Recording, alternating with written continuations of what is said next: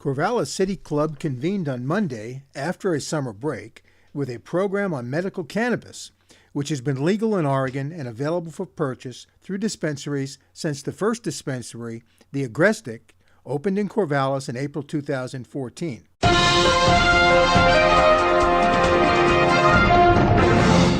Chief Sassaman commented, "At least in my career, marijuana was always the negative.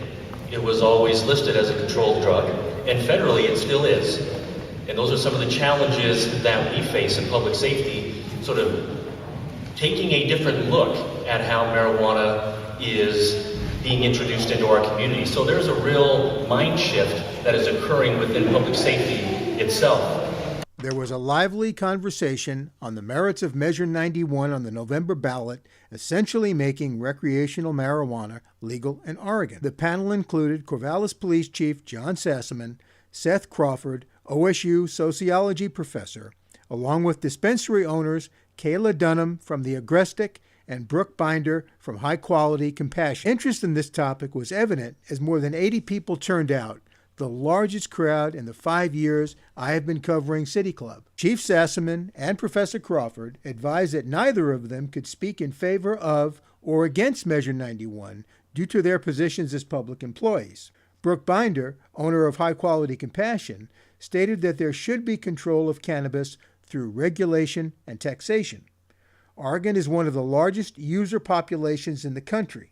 A point that Binder made was that 14% of Oregonians use cannabis. Corvallis Police Chief John Sassaman stated that 64% of his service calls by the Corvallis Police Department were due to alcohol, heroin, cocaine, and methamphetamines. Should Measure 91 gain voter approval, there would be an immediate boost to the Oregon economy.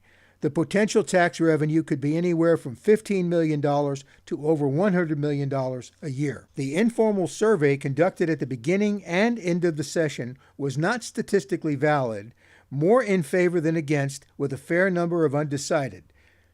But perhaps there was one conclusion that can be drawn.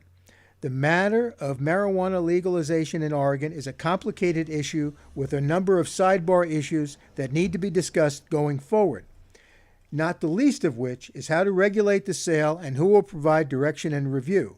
It seems apparent that the OLCC, the Oregon Liquor Control Commission, will play a major role should Measure 91 become law in November.